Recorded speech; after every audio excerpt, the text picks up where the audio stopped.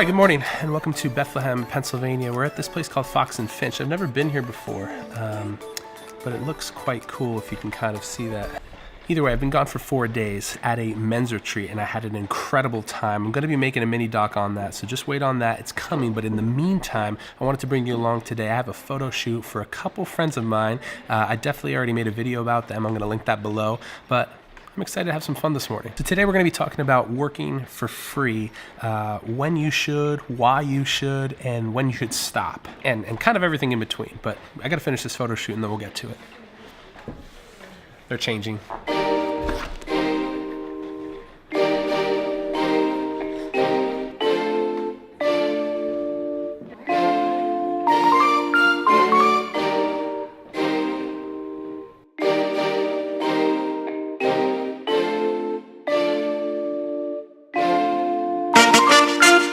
So first point of the day, it's important to understand that as a photographer or as a videographer in the beginning of your career, you should always work for free. Now, I'm not saying that if somebody's willing to give you money that you shouldn't take it, but in the beginning, you should work for free because it's the way that you get in. It's the way that you can expand your portfolio, get practice, and learn hands-on rather than having this pressure of finance on you. Because when somebody pays you to do something, they're expecting what they're asking for in return. And when you're new to the game, that's kind of scary. So I am a huge advocate for starting out. Hey, listen, let me do your wedding for free. Let me take these photos of you for free and just give them to you. And it'll really help me expand my portfolio. It's really going to help me kind of get my feet wet and learn. And not only does your client get something for free, but you also get a lot of experience also. And it's kind of a gain for both parties. Now, on that point of working for free, in the beginning, it's great to also work for someone for free. Work with someone for free that's doing it. Someone that's actually making money, someone that's actually putting out a product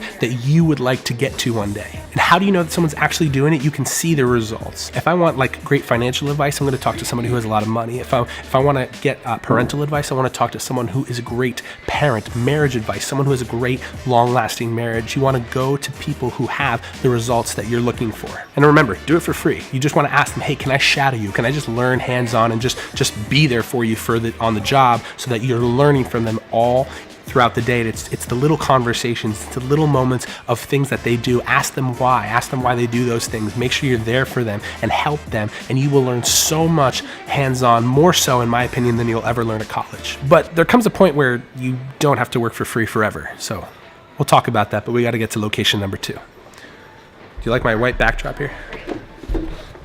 It's kind of just like a white wall. It's kind of, I don't know, it's kind of cool. There's a chandelier and it's kind of, I don't know, it's a pretty cool place. See you at location number 2.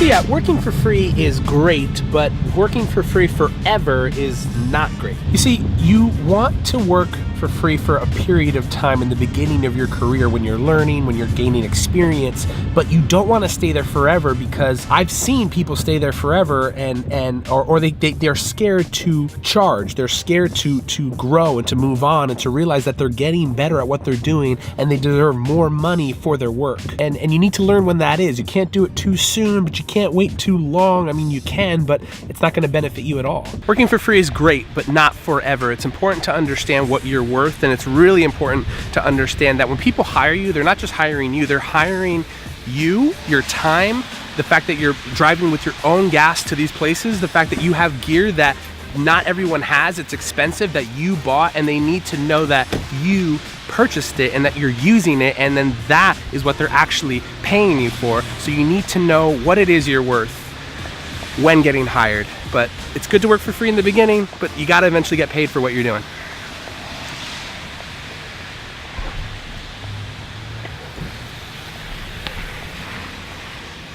All right, time to eat burgers.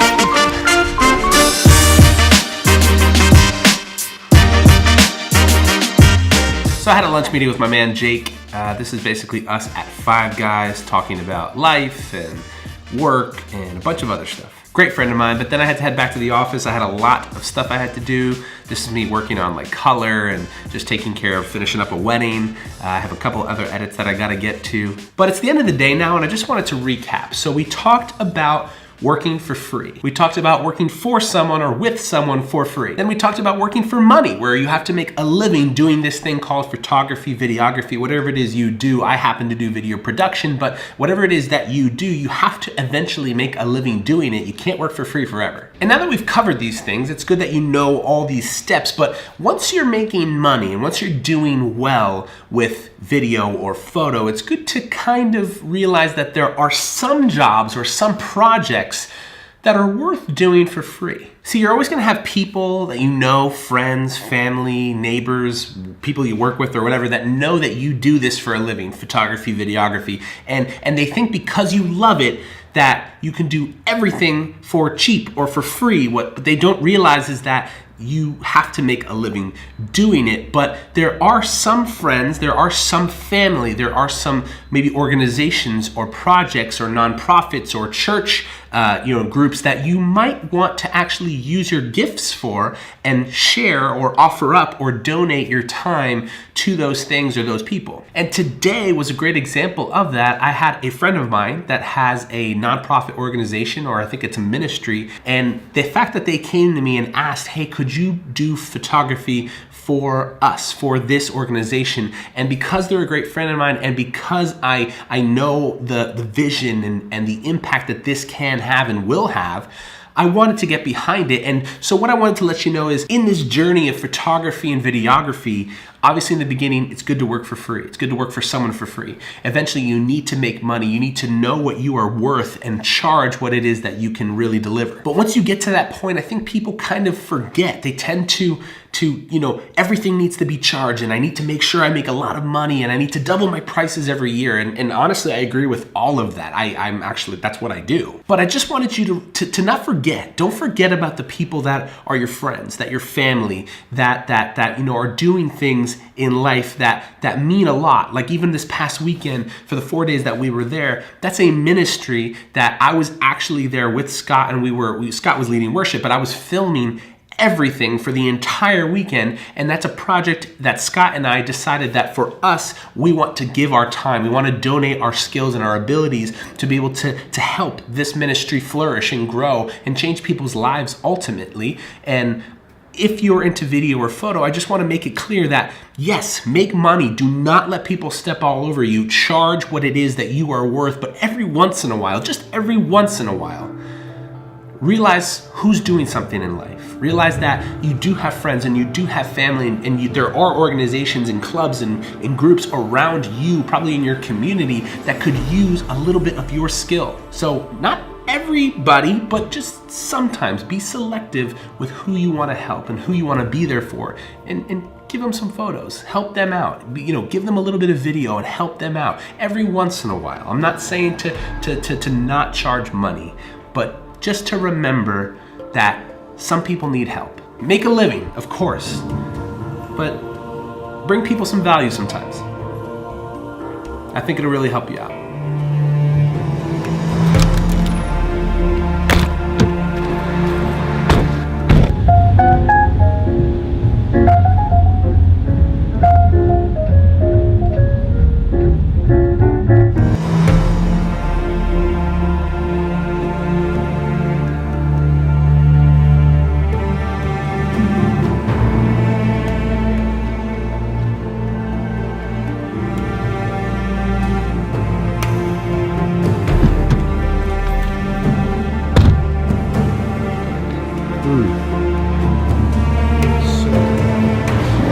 It's been a rainy, crappy day.